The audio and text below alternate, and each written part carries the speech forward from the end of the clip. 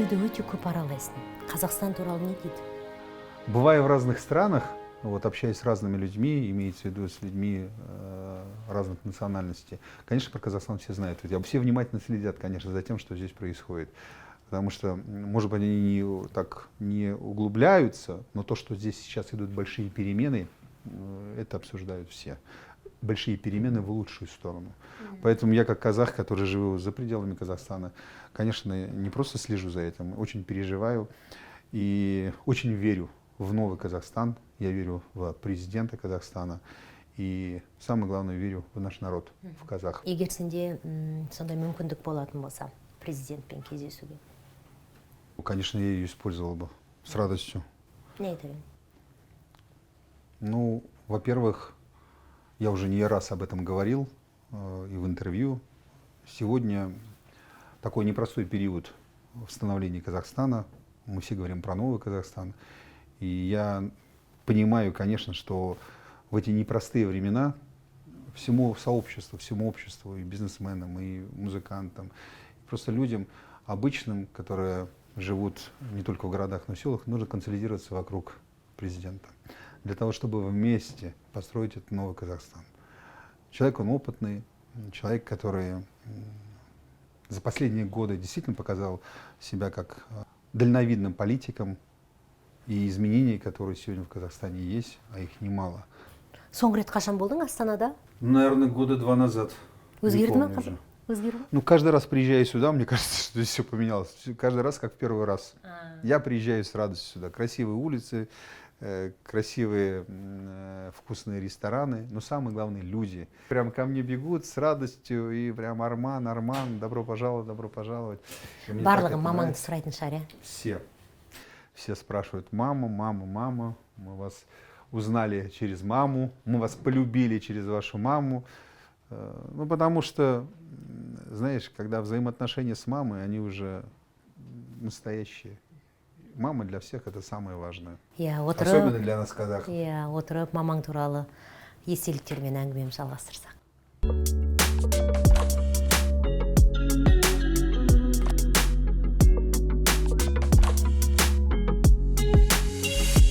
Мамаңа деген сағынышты сен жұма сайын айтып отырасың.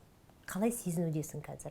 Состоянию, когда ты живешь уже без мамы, без папы, к этому нельзя подготовиться. Вот я вроде уже, знаешь, взрослый человек, уже состоявшийся мужчина, мне 50 с лишним лет. И с мамой у меня были такие взаимоотношения, что я и снимал на видео, и старался максимально уделять ей время. И мне казалось, что я уже как-то, наверное, готов к тому, что если ее не станет, я смогу как-то вот это все легче пережить. Не знаю, подходит вообще слово «легче». Но оказалось, вообще к этому нельзя подготовиться, приготовиться, к этому нельзя быть готовым. Это просто жизнь стала другой. Она рухнула, та жизнь, которая была. И то, что ты не можешь сейчас ее услышать, увидеть только вот на видео, поговорить, обнять, поцеловать, это вообще такая боль. И у меня дети дома, как только видят, что я смотрю там видео вдруг с мамой где-то или фотографии, они говорят: сейчас папа начнет плакать, младший, сейчас папа будет плакать, потому что я реально бесконечно до сих пор плачу, потому что это невосполнимая утрата, это моя боль. И я так понимаю, что с этой болью придется жить всю свою жизнь, оставшуюся. Но... Уақыт емдейді дегенмен келісесің бе? Нет, конечно. Время не лечит. Время не лечит. У меня было в жизни много потерь. Папа очень рано ушел, когда я был еще маленький. Жасың нешеде болды? Я был подростком тогда, еще в школу ходил. Мне было где-то около 13, 12-13. И вот тот период, конечно, он очень такой был... Ну, я еще был подростком. Вот я сейчас прекрасно понимаю, что чувствуют твои дети. Потому что я сам был в этой ситуации. Замыкаешься, хочешь казаться сильным, не плакать, не проявлять якобы слабость там, и так далее. Но с годами ты всегда чувствуешь, что тебе не хватает вот, отца. Әкең ауырды ма? Нет, у него просто... Я помню, я целый день там катался на велосипеде, приехал домой поздно, и мама говорит: папа что-то неважно себя чувствует, отнеси ему айран. Ну, я в комнату зашел, принес айран, посидел, говорю: папа, все хорошо, да, что-то неважно чувствую. И все, я лег, пошел к себе спать, и ночью проснулся от того, что мама закричала. Вот, я в своей комнате был с братом. Я выхожу, не могу понять, много людей, что-то у нас уже дома. Я говорю, что случилось, что случилось? Папе плохо, выйди, выйди. Меня вывели на улицу. Повели к соседям, я там лег у соседей спать. И вдруг слышу, там говорят соседские мальчики рядышком, у Армана папа умер. Вот. У него был инфаркт. Остановилось сердце, ему было 45 лет. Вот только, совсем молодой был. Кішкентай кезінде Арман қандай болды мысалы? Мама папасының алдында қандай болды? Қандай тәрбие алды? Қалай өсті? Қандай жора жолдастары болды? Ауылдағы Арман? Слушай, ну, я не знаю, мне казалось, что я всегда был такой, может, действительно, потому что я не так много выкладывал в социальные сети, там, свои взаимоотношения с мамой, но я всегда был маменьким сыночком. Знаешь, я этого никогда не скрывал, я вообще как бы даже гордился этим. Я безумно люблю свою маму. Еркеледім бесконечно, когда приезжал, мам, сағындым, ойбай, шаршадым, ауырам, анау-мынау.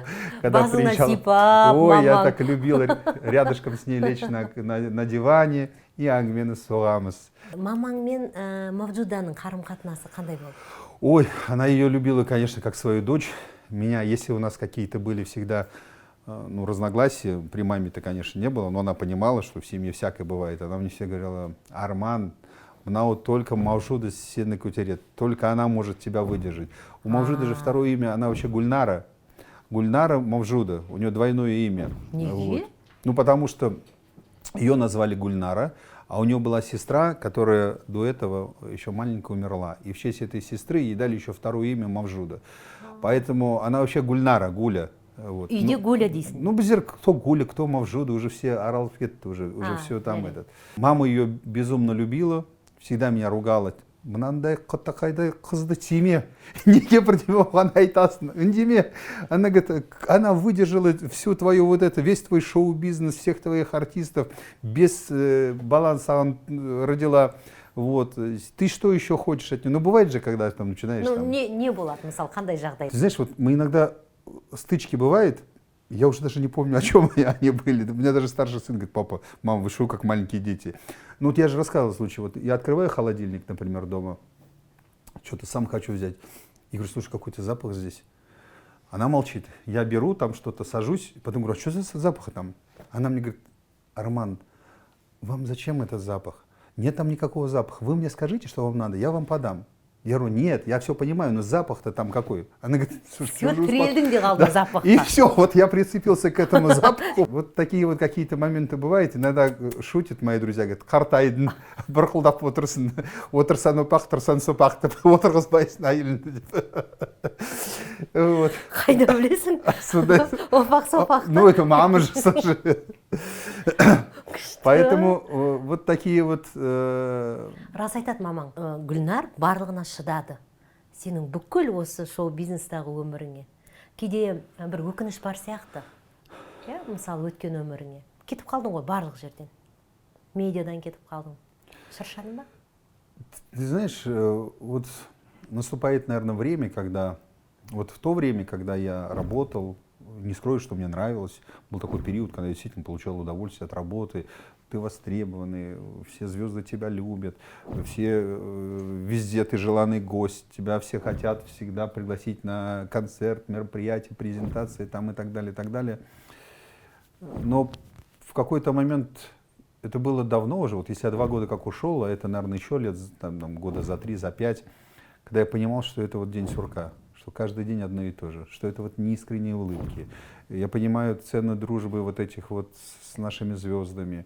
Ну, я думаю, что они везде одинаковые, плюс-минус, знаете, в погоне за славой, пьедесталом готовы на все. Говорить тебе комплименты. Ну, сейчас нет смысла их обсуждать, всем все понятно. И в какой-то момент я стал понимать, что мне нужно все-таки менять свою жизнь, потому что вот так вот, знаешь, уже с седой головой бегать по презентациям и тусовкам, выслушивать вот эти бесконечные бредни от звезд, мне уже было неинтересно. Не хотелось тратить свою жизнь уже на все это. Потом дети у меня уже подросли, им нужен отец, особенно мальчики старшие, чтобы я был рядом. Потому что вот последние же годы было как? Я все время или на гастролях, или на съемках, или еще что-то. Вечером поздно пришел, рано утром ушел. Семью видишь только в выходные дни там, или когда проводим отпуски. И это был такой непростой шаг, хочу сказать. Уходить с такого, скажем так, насиженного места годами, тепло, уютно, комфортно, в принципе, да, все стабильно. Но когда ты выбираешь, что для тебя важно, твой комфорт или все-таки твоя семья, твоя жизнь, я сделал выбор в сторону семьи и своей жизни. И сейчас нисколько об этом не жалею. Да, может быть, я сегодня не так востребован, как был тогда, но эта востребованность мне вообще не интересна. Знаешь, вот вообще то, что касается шоу-бизнеса, это бір күнде көп да. адам армандайды арман болуды. Ты знаешь, я не знаю, почему так произошло. Может быть, это действительно там сверху как-то вот открывается в какой-то момент у тебя глаза, и ты понимаешь, что это все настолько пройденный этап в твоей жизни. Неинтересно вообще.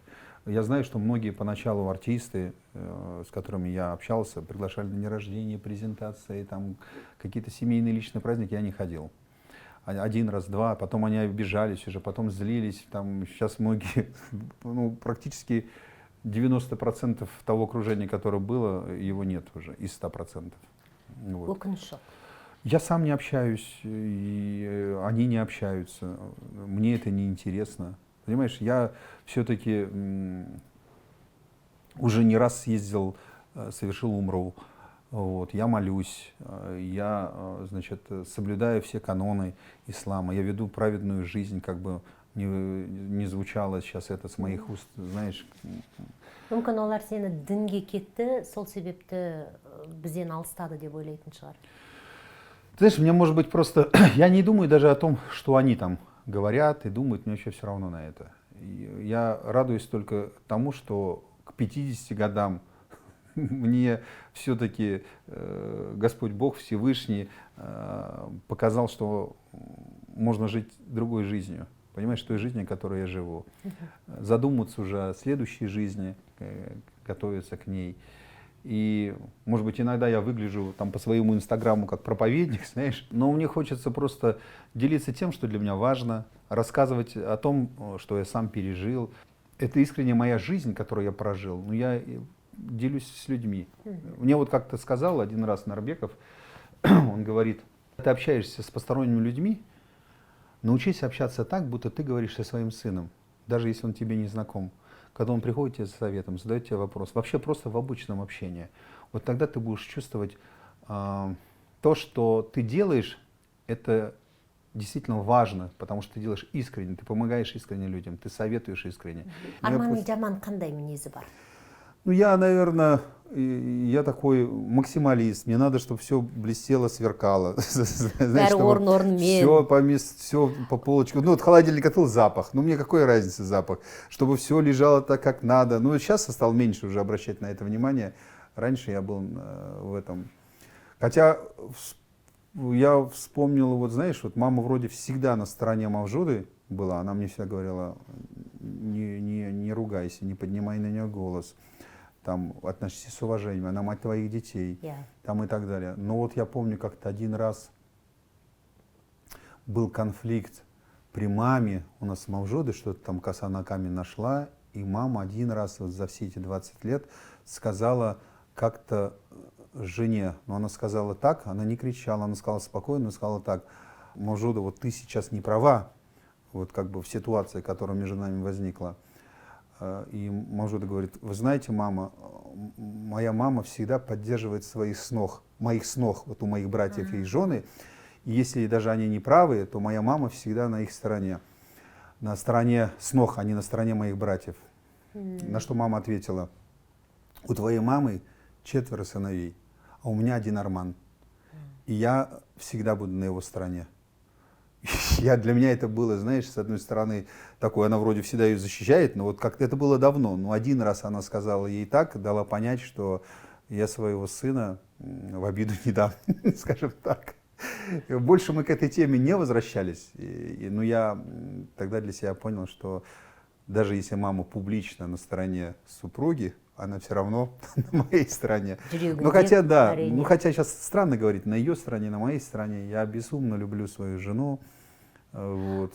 Соңғы кездері ғана айтасың келіншегің туралы, себебі менің білуімше өзің тағы да айтқансың бір кездері Гүлнармен, яғни Мавжудамен кәдімгі қыз жігіт сияқты жүрген жоқпыз.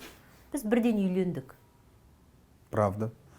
Да, я ее видел 2 раза до свадьбы. Значит, история была в том, что моя мама очень долго искала мне невесту. Вообще я был дежурный жених уже, да, как только я приезжал куда-то там к родственникам, сразу все, у кого есть там рядышком в окружении незамужние девушки, всегда приходили в гости там, и так далее. Я так ужасно на это злился, потому что я говорил, слушайте, ну я взрослый парень, ну что меня сватать-то?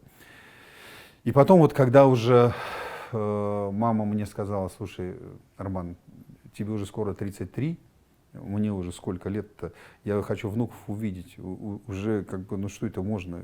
Я говорю, мам, все, я женюсь прям вот на первой, на которой вы мне найдете. И вот тогда, да, и она тогда как раз вот с Нарбековым поговорила, сказала, слушайте, Мирзакарим Салкович, найдите ему, пожалуйста, жену из нашего рода, Базир Туремес, чтобы она была как бы религиозная, чтобы она была казашка, чтобы она жила в наших традициях. Вот. И вот мне нашли ее в Узбекистане. Вот.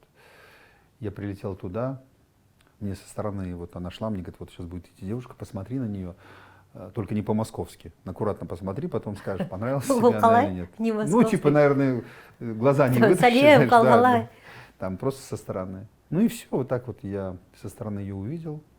Девушка как девушка, что прошла мимо. Менің ойымша басында сенде сондай бірден құлай сүю, бір көргеннен ғашық болу ну нет, болған конечно, жоқ. такого же не было, вообще не было. Потом мы встретились 2-й раз, когда уже, ну там засватали нас, назначили день свадьбы, она прилетела в Москву покупать свадебное платье.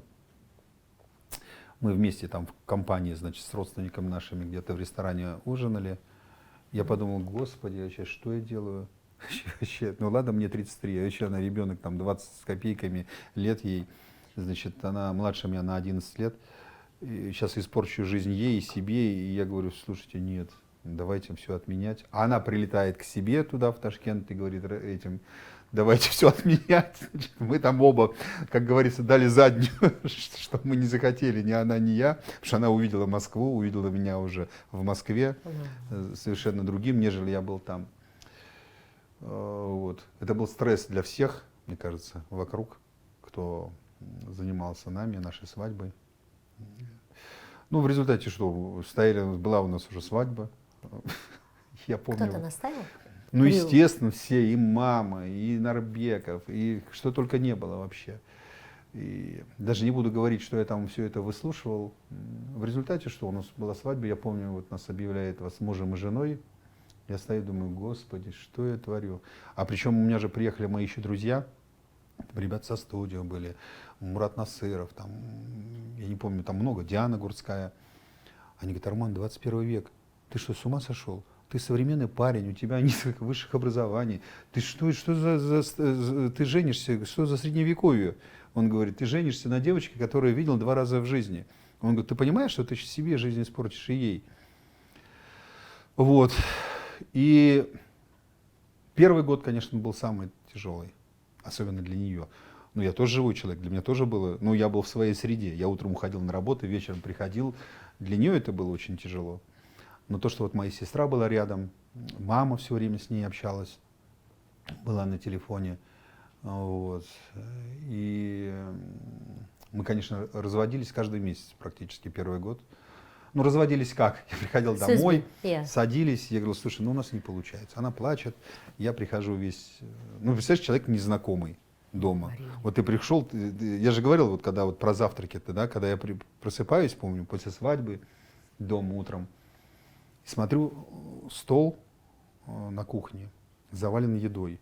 Яичница, блинчики, сырники, кашка, там еще что-то. Я говорю, мы кого-то ждем, гостей, что ли? Она говорит, нет. Я говорю, а что это у нас полный стол? Она говорит, я не знаю, что вы едите на завтрак, поэтому приготовила все, что умею. И вот так вот мы с ней знакомились, живя уже вместе. Но ты знаешь, вот сегодня сколько уже, вот в этом году нам уже 20 лет, как мы женаты. И ближе и дороже, чем она, чем моя семья, у меня нету. И то, что она меня поддерживает всегда. И в отличие от меня, она всю свою жизнь, вот сколько лет я женат, 20 лет, она 20 лет 5 раз в день молится, совершает намаз. Она соблюдает все каноны, она ведет праведный образ жизни. Поэтому она практически нигде со мной не появлялась. Ни на каких мероприятиях, никаких красных дорожках и так далее и тому подобное. Потому что у нас потом поначалу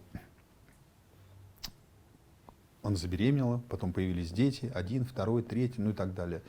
И она мне всегда говорила, вот для вас что сейчас важно? Чтобы я с вами пошла вот на красную дорожку или я осталась дома с нашими детьми? Поэтому, когда у нас были помощницы по дому, у нас были только помощницы, которые помогали убирать, например, готовить, а с детьми всю жизнь занималась только она сама. Няня была. Няни нет, потому что она всегда считает, но я с ней согласен, что мама и папа должны воспитывать своих детей, а не чужие люди. Ни няни, ни, я не знаю, там, тети там, и так далее. Твой ребенок сам воспитывает своего ребенка. Енді әртүрлі жағдай болады ғой, жұмыс істесе екеуі ол кезде. Ты знаешь, можно все что угодно придумать. Если для тебя важны твои дети, то ты будешь заниматься своими детьми. Если тебе важно, вот я тоже вижу, там в Инстаграме часто пишут, у вас, конечно, все сложилось, вам так легче говорить, но это сложилось сегодня. Тогда-то мы только начинали, у нас была съемная квартира, мы жили в небольшой квартире с 2 детьми, сами утром отводили детей в садик, приводили, но она ей хватало и сил, и времени заниматься и детьми, и домом. Да, она никогда не работала, это правда. Зарабатывал, добытчик был в доме и я. Но ты знаешь, вот как мне говорила тогда мама, Арман, ходить красиво, дефилировать с тобой на красной дорожке, она научится за месяц или за 2. А вот уважать тебя, хранить семейный очаг, относиться с уважением ко мне, это или заложено в нее уже с молоком матери, или нет. Вот в этой девочке все это есть. Поэтому ты вот смотри вглубь, не туда, вот то, что ты привык, вот это поверхностную, вот этот вид, штукатурку, которую ты видишь, понимаешь, у людей в том кругу, в котором ты находишься. И ты знаешь, вот время прошло, 20 лет, вот те люди, которые мне говорили, что за средневековье, да как ты можешь, 21 век, вот друзья-музыканты, и не только, все уже по несколько раз развелись, дети от разных жен, кто-то до сих пор там ищет свою вторую половинку. И как оказалось, вот на моем юбилее, я помню, приезжали мои друзья, там Саша Буратаева, кажется, Александра Буратаева говорила, как оказалось тогда, как оказались твои родители правы, что именно вот так тебе подобрали супругу. Твой брак оказался крепче, чем все наши. Значит, в том, что делали наши предки, когда родители находили невест своим детям, это традиция, которая имеет место быть. И в моем случае, да, она непростая. Может быть, это тоже лотерейный билет, можно сказать. Кому-то повезло, кого-то нет. Но ты, когда берешь жены, ты же все равно ориентируешься, смотришь на родителей. Жарайды, енді сенің өмірінде. Ал енді қазір өзіңнің ұлың есейіп қалды. Только я буду искать со своей женой. Мы уже, кстати, старше. Мы уже так, солай ма? Конечно, я им только все. Ясин, Аят, Даниал Диас, Давуд. Я им говорю, балдарым, сіздер өскенде, мама, папа, біздер сізге келін тауып аламыз. Они молчат. Они уже к этому, они понимают, что мы найдем, и мы говорим, у вас жена будет только казашка. Они говорят, папа, а если нам не понравится? Я говорю, мы вас не волить не будем, не понравится, значит, найдем такую, которая понравится. Поэтому я очень рассчитываю, что мои дети пойдут по моим стопам и создадут семью так, как когда мы им подберем. Я не буду же их заставлять, я же хочу, чтобы они были счастливые. Просто я сейчас уже понимаю, что счастье это заключается не только в красивой мордашке, скажем так, знаете, это все-таки должно быть у девушки воспитание, это должно быть образование. Гүлнар оқимын деген жоқ па? Она же закончила тогда, как раз когда она вышла замуж, она вообще филолог по образованию, она педагог. Вот. Поэтому у нас дома дети бесконечно все читают. Вообще, то, что касается детей, конечно, она ими занимается. Книжки, вот даже сейчас, когда вот там 5 детей и так далее, и она каждый вечер садится с малышами, читает им книжки там, и так далее, потому что она понимает ценность вот, образования и в книгах для детей. Менің ойымша отбасын құрған кезде ең алғашқы жылдары келіншегіне көбірек ауыр болған сияқты, қиындау болған сияқты. Не просто было, не скрою. Я думаю, что и сейчас ей не просто, потому что основная нагрузка все равно на ней. Заболели, школа, значит, учеба. И вообще вся вот эта вот бытовуха. Это просто вот я сейчас столкнулся, потому что у меня больше времени, и я уже сам в процессе. И я иногда думаю, Господи, как ты с этим вообще справляешься? Вот тут она недавно улетела. Я выкладывал, кажется, пост. У нее заболела мама, она улетела в Ташкент. И я остался один с 5 детьми дома. Причем помощницы по хозяйству у нас не было в этот период. Господи, вообще. Причем это так быстро было. Она собралась, и все, в слезах, там мама заболела, я ее проводил, она улетела. Значит, я домой приезжаю, вот они 5 сидят. Я говорю, значит так, дети, переходим на трехразовое... Да, я говорю, переходим теперь, говорю, на трехразовое питание. Они говорят, папа, это как? Я говорю, питаемся понедельник, среда, пятница. Я говорю, конечно, шучу. Значит, это так было смешно. Давуд, я помню, подбегает, значит, ко мне все себя сбросил, там трусики, носочки бросил. Я говорю, ты зачем это все бросил? Мама каждый день меня переодевает. Я говорю, Давуд, будем переодеваться теперь один раз в 3 дня. Он говорит, нет, мама сказала, что надо каждый день. Ой.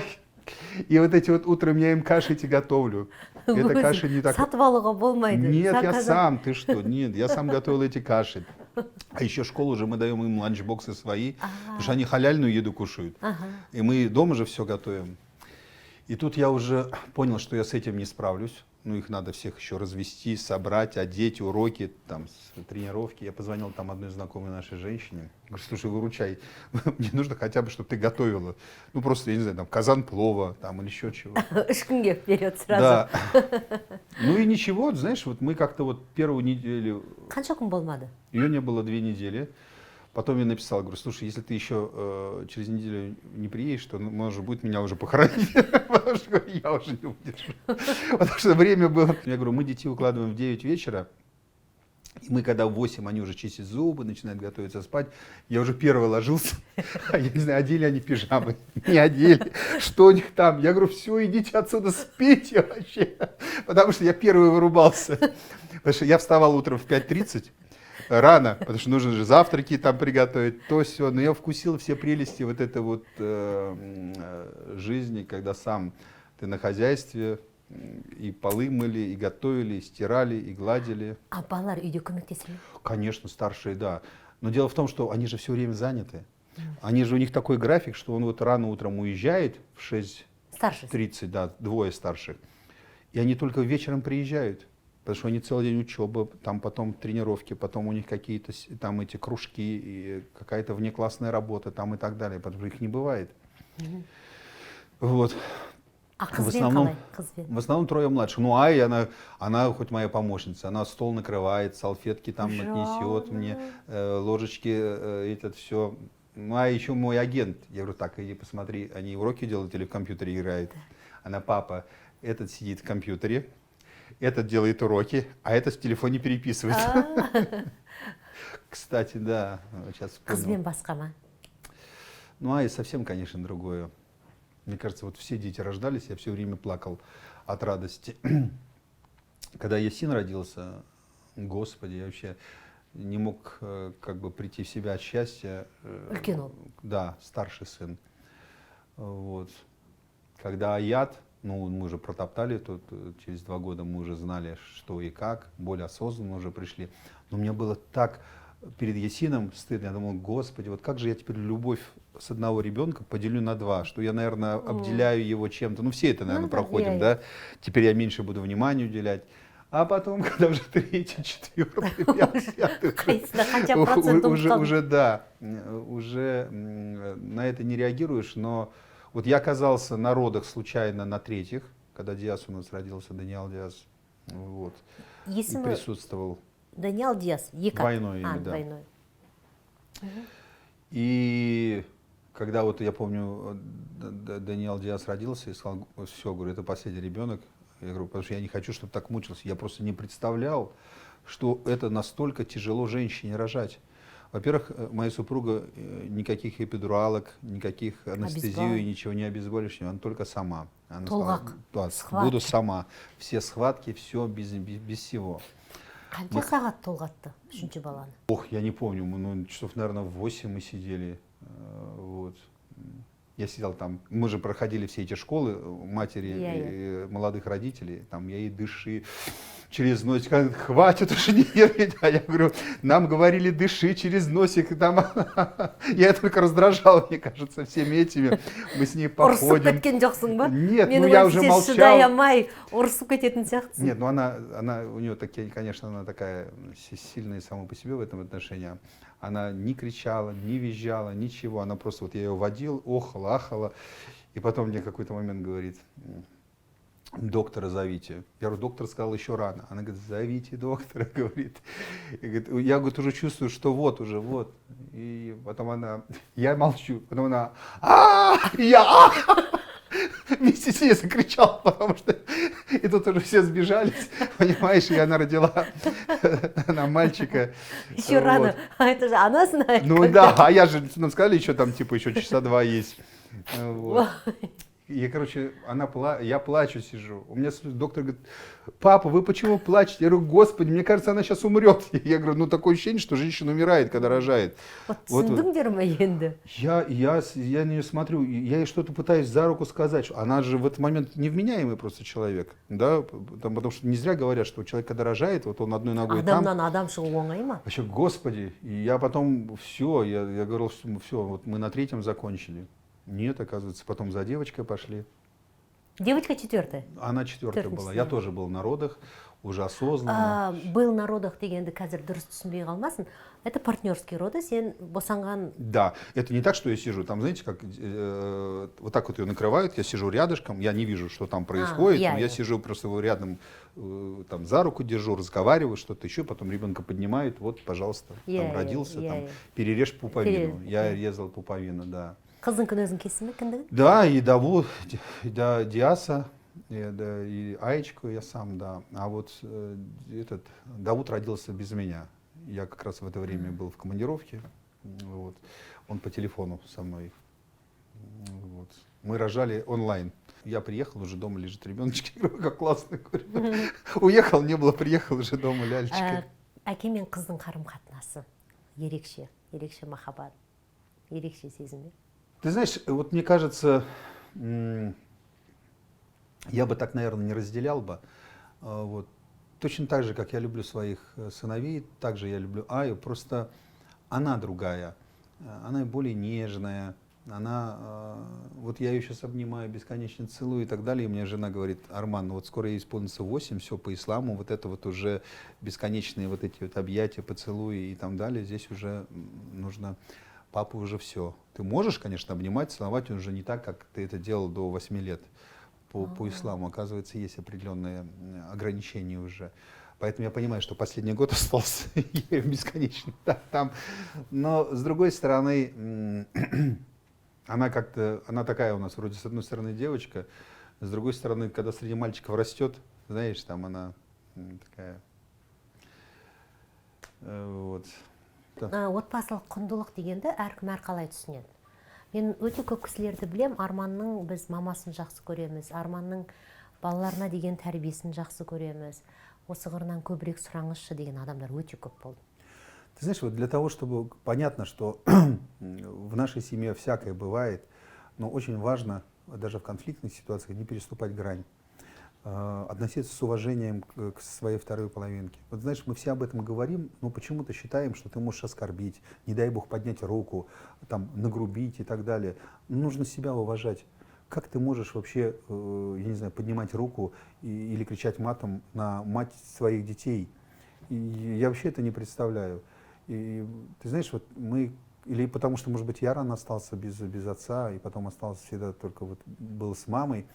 Но я четко понимаю, что мама это святое, папа тоже, но мама святое для своих детей.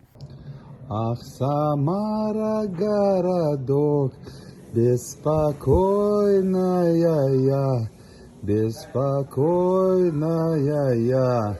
Дальше не помню. Спокой ты меня, лодка тонет и не тонет, потихонечку плывет. Милый любит и не любит, только времечко ведет. Ах, Самара, городок, неспокойная я, беспокойная я, спокой ты меня. И мы только с уважением. Вот всегда, когда я приезжаю, например, привожу детей с садика, там, младших, я говорю, а ну-ка быстро к мамочке бежим, сейчас мамочка, мы соскучились, был вкусный ланчбокс, обнимайте, целуйте, там все время стараюсь, чтобы они все время боготворили свою маму. Вот. Потом своим примером, естественно, я могу говорить сколько им угодно делаю, но искренне, я действительно отношусь с уважением. Я стараюсь все время, чтобы дома были цветы, понимаешь, потому что я периодически все время, там, если не раз в неделю, то всегда их покупаю, чтобы порадовать ее. Я, например, когда мы утром детей развозим, сейчас у нас есть время, и приезжаю на машине, говорю, поехали где-нибудь позавтракаем сами. Мы выезжаем, где-то завтракаем, потому что вечером уже все дома, мы детей не можем оставить, или вместе выезжаем. Ты знаешь, когда у тебя в семье много детей, 5, ну, в Казахстане, наверное, с этим проще, но в России ты не поедешь в гости с 5 детьми, тебя просто не позовут. Знаешь, кому-то. Тут мы поехали недавно к одни дагестанцы, нас пригласили домой, и мне старший сын говорит, папа, мне кажется, мы в первый раз вместе едем в гости кому-то. Ну, представляешь, вот мы поедем 7 человек в гости кому-то. Ну, люди же это не понимают. Үйінде орындық болмауы мүмкін. Ну, может быть, да, и потом как-то неудобно и так далее. И вот мы с женой, кстати, крайне редко, но вдвоем, если, без детей она особо не хочет оставлять, если только к родственникам каким-нибудь. Поэтому надо, вот, мне кажется, 5 привезти и в Казахстане по гостям походить ко всем. Жоқ, бізде өте құдай қонақ, ол барлығын қарсы ала береді, 5 баламен, 10 баламен болса да. Ұлдар тәрбиелеу өте қиын қазіргі уақытта. Ұлдармен қарым-қатынас қалай? Қалай ұлдардың бойында имандылықты үйретуге болады? Қалай ұлдың бойында үлкенді құрметтеуге үйретуге болады? Только своим примером. Вот у нас приезжает домой, к нам, кстати, гостей ходит много. Вообще москвичи любят ходить в гости, знаешь, не совсем любят приглашать, но и говорят, вот хлебосольная семья, мы с удовольствием к вам приходим. Поэтому, когда к нам приходят, у нас дети все, мы всех 7, а ну-ка идите встречайте. Они уже знают, все берут, встречать. Идите все провожайте, они все провожают. Там, я не знаю, например, я детей приучил, вот у казахов есть, ну и на Кавказе, сразу детям суют деньги в подарок, знаешь, там, я не знаю, $100, $50, там, неважно. Мои дети никогда деньги не берут. Я им запретил, я сказал, вы деньги должны зарабатывать. Вот эти вот тебе подарили, особенно бывает, у меня кавказцы приходят, чеченцы или дагестанцы, вот тебе там $100, иди купи. И они говорят, нет, папа нам запретил брать, я не разрешаю им брать. Они зарабатывают деньги как, дети у меня? Каждая прочитанная книжка получает деньги. Қанша? Старшая получает $20 за каждую книжку. Вот. Младшая Аечка, она еще маленькие книжки читает. Ну, я сказал, говорю, по $1 за книжку. И она сейчас вообще, она меня тоже, чувствую, разорит уже. А эти 3, больше всех читает, конечно, Ясин. У него вообще, у него 1000. Я приезжаю, там, у меня не бывает какое-то время. Он говорит, пап, прочитал 50 книг. 50. Там $1000 типа с вас. Ясин очень много читает книжек. Вот. А я, Диас, они меньше. Если там 2-3 книжки в месяц заставить их прочитать. Жоқ, олар компьютер ойын, сондай. Нет, конечно, это все есть. Но вот ты хочешь заработать деньги? Вот, пожалуйста, 3 книжки в месяц $60, пожалуйста. Если ты хотя бы 3 прочитаешь. Арманның қазір енді Мысырдан кеткенін бәрі біледі, немен айналысып жүргенін білмейді. 5 баланы бағу оңай емес. Я скажу вот что. Конечно, у меня есть своя компания, которая называется Dias Media. Она много лет уже существует. Она была, в принципе, параллельно у меня, когда я работал на Муз-ТВ. Я через эту компанию делал когда-то там мероприятия большие, там, и так далее, и так далее. Есть несколько направлений в бизнесе, которые на котором я зарабатывал деньги. И сегодня ситуация, вы знаете, непростая вообще и в мире, и в России. Сложнее, конечно, намного зарабатывать. но я не хочу, например, работать в структурах каких-то, как это было раньше. Знаешь, ходить, я не знаю, там, к 9 на работу, и перед кем-то отчитываться там, и так далее, и так далее. Я это все прошел. Есть направление, которое я сейчас развиваю, то, что мне кажется интересным, это вот наставничество, о чем я говорю, вот эти вот образовательную мою историю, которую я делаю. Вот. Смысл заключается в том, что я набираю небольшие группы, там 25, 30, там, может 50 человек. Мы с ними путешествуем по разным странам. Но помимо того, что мы там ездим на экскурсии, отдыхаем, у нас каждый день с ними идут занятия. Занятия разные, в зависимости от того, какую группу мы набрали и какие есть интересы. Постановка цели, стратегические сессии, командная работа, взаимоотношения с детьми. Ну, короче, весь свой опыт, который у меня сегодня есть, я вот таким образом передаю тем людям, кто в этом заинтересован. И ты знаешь, вот люди, которые приходят туда, ко мне, на мои там, семинары там, и так далее, когда я вижу, что они получают результаты, да, там, кто-то наладил отношения в семье, кто-то с родителями, кто-то там запустил свой бизнес. Вот это вот именно, это уже та, можно сказать, награда, которую ты получаешь просто человеческая, когда ты повлиял на чью-то жизнь с хорошей точки зрения.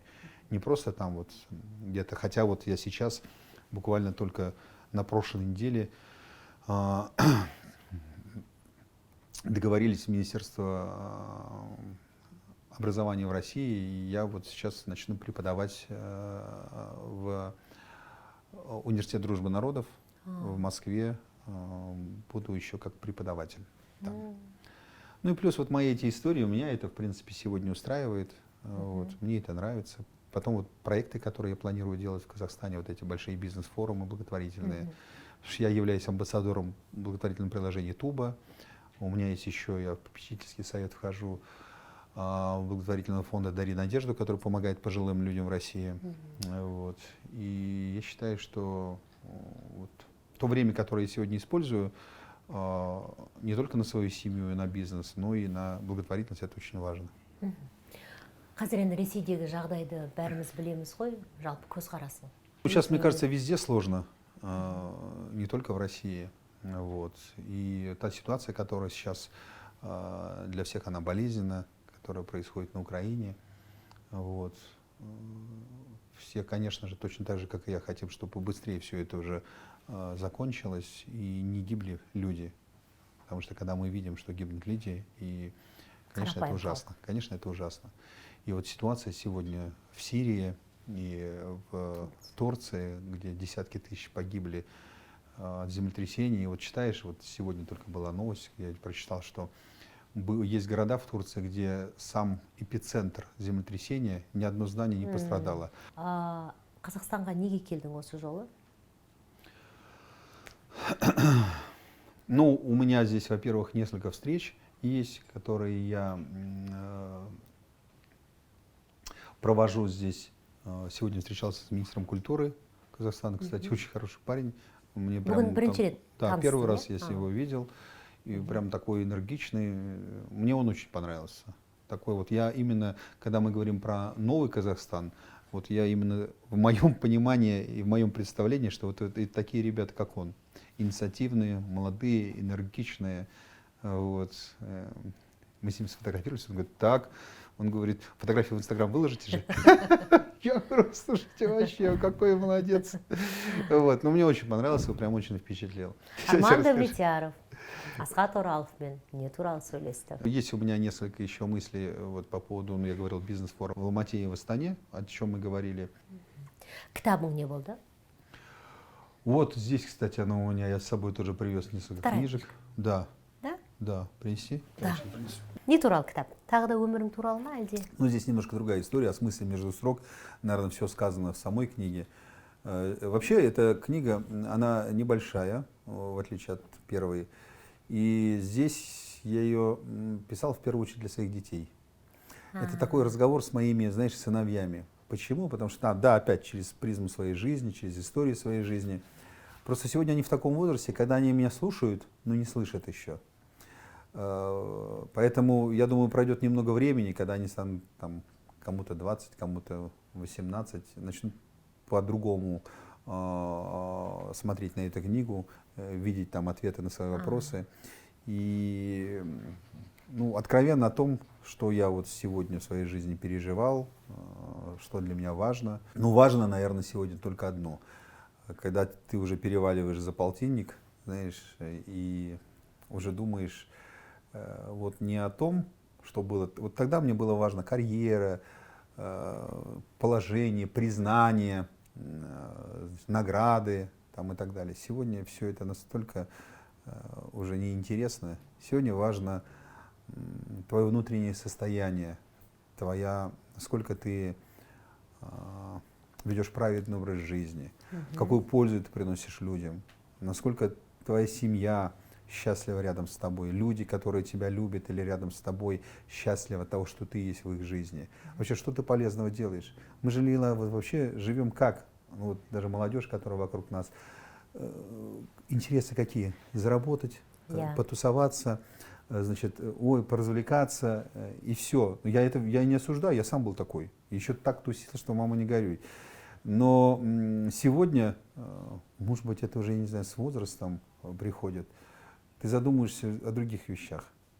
Вот о том, что мама мне говорила часто, когда вот мы с ней общались, вот мы ляжем там вдвоем на подушке, лежим, и вот я маме говорю: мама, вы не боитесь смерти? И я говорю: ну вот, если она вдруг наступит. Она говорит: Арман, боюсь, я не боюсь, у меня разве кто-то спросит? Говорит: время придет, я уйду. И вот я все время задавал разные ей вопросы. Вот. Тяжелая жизнь была, не тяжелая. Что для вас сейчас важно? Как бы, если вы уйдете, то с чем вы уйдете? Например, она говорила: с иманом, например, да, я хочу уйти, с верой. Вот. И вот сегодня, когда я уже задумываюсь об этом, вот мы, например, с женой когда обсуждаем, говорю: слушай, если вот когда мы умрем, нас где похоронят? Тебя повезут в Узбекистан на ваше фамильное кладбище? Я говорю: а меня где-нибудь в Москве? Я говорю: слушай, давай рядышком. Я говорю: не оставляй меня одного. Вот. А она смеется, говорит: нет, конечно, я вас не оставлю. Вот. Поэтому важно уже, вот, Лейла, без всякого, вот я, знаешь, не лукавлю, ничего, хочется остаток своей жизни, который остался, не знаю, сколько мне там Всевышний даст, прожить уже по-другому, с другим ощущением, с другим внутренним состоянием, с верой в Бога. Я, например, когда сейчас был второй раз, ездил на Умру, уже после смерти мамы, потому что когда она умерла, я не мог себе найти место, и я не знал, что делать. Ты понимаешь, вот сидеть дома, плакать все время и расстраивать всех вокруг. И вот единственный выход, как мне показалось правильный, я полетел с женой, с Мавжудой, с Ясином, с Аятом, мы полетели в Мекку, в Медину. Все там проплакал, мне казалось, вот, и молились бесконечно. Я там вот, сколько мы были, там неделю, я сделал 2 умры за неделю. Ну вот эти вот таваф, знаешь, да, когда делается в Мекке. Жена моя сделала по 2 в день. Она вообще оттуда не выходила. Она с утра до вечера была там, она молилась, дети мои там этот. И просто у нее настолько сильный иман, и я всегда поражался, говорил: Господи, может, как у тебя хватает силы? Она говорит: я даже не замечаю, вот, потому что она молилась, она совершала эти таваф, она сделала эти бесконечно, совершала умру там за всех своих близких. Вот. И когда мы сейчас обсуждаем, например, там, куда мы полетим, давайте никуда не надо, давайте слетаем еще раз в Умру. Да. Давайте уже туда. Мы были же в хадже один раз. С мамой были, когда маму возили. 2000. Нога у меня была, ты помнишь. Есімде, сен бір жазғансың сол туралы. Знаешь, я же тогда полетел сопровождать маму, потому что мама же не могла поехать одна. Вот. И я повез ее тогда. Тогда, конечно, это было немножко все по-другому. Да, и были чувства, было это, но не было внутри еще до конца моего понимания. Сейчас это все уже по-другому. Вот эта вот вера, ты ее ощущаешь и чувствуешь на уровне, знаешь, вот если раньше, ой, надо помолиться, там, знаешь, и иногда даже бывает, ты делаешь это, знаешь, как-то вот, не то что нехотя, но потому что надо. Надо. А сейчас я прям смотрю на время, я жду это время, потому что ты в это время ведь ты рядом с Всевышним, я не знаю, вот я сколько не молюсь, вот особенно пятничный намаз, когда прихожу, я все время рыдаю, у меня слезы текут, потому что я бәрі ойлап искренне... қалатын болды ғой, арман жылауық екен деп. Да, наверное, да, я уже стал жлаук, но потому что я искренне молюсь, я искренне прошу у Бога, у Всевышнего, значит, простить мне мои грехи. Сколько было у меня... Үлкен сауапсың бірі, анаң тұрған үйді осы бұйыртса, шілде айында анаң асын өткізгеннен кейін мешіт қылам деп айтқан едің. Да, вот в этом году, значит, 12 июля будет год, как мама хотела, мы провели годовщину, год ее со дней смерти. 13 это будет четверг, и 14 в пятницу мы уже сделаем первый пятничный намаз там, вот, и вот с пятницы там будет уже мечеть. Сейчас вот с весны мы начинаем строить минарет, вот, вроде нашли там уже имама местного, кто там будет за этим всем смотреть. И для меня это важный момент, и для мамы был важный момент. Ты понимаешь, ведь вот эти деньги, которые можно было получить с продажи дома, они особой роли не сыграют. Сегодня они есть, завтра нет. И что? Понимаешь? А вот то, что останется, наш дом родовой практически, где я родился и вырос, ну, в смысле, сама земля, дом-то другой уже, что люди будут приходить молиться, что там будет преподавать основы ислама, учить людей, детей Корану в доме, вот, в небольшой деревне, где никогда не был. Там в основном казахи живут. Мне уже соседи говорят, там вот сестра сейчас рассказывает, соседи говорят, ой, все, там какие-то в окружении. Здесь сейчас у доме у Давлетьярова будет мечеть, надо прекращать пить. Ят булат мечеть, касында біздер арақ ішсек, вот уже даже такие разговоры идут, это уже говорит о том, что уже есть какая-то благость. Поэтому пусть в этом доме, где я родился и вырос, где прожила мама свои последние дни, будет читаться Коран, люди будут молиться, где я могу, любой житель, любой человек может приехать в любое время, помолиться, знаешь, там, сделать дуа. Вот для меня это важно. И у меня долгий момент еще был согласование по поводу того, чтобы нам разрешили назвать мечеть. Это тоже не так просто, как выяснилось. Вот, даже в маленькой деревне. Ну вот я же с мамой это обсуждал, когда она еще была жива. Я говорю, мам, когда вы уйдете, говорю, вот сделать мечеть. Она молчит. Сейчас я опять заплачу. И потом прямо у него на глазах слезы. И она говорит, если в нашем доме, где мы были счастливы, будет мечеть, Арманом сжег. Говорил тебе, злаух болдым уже, все.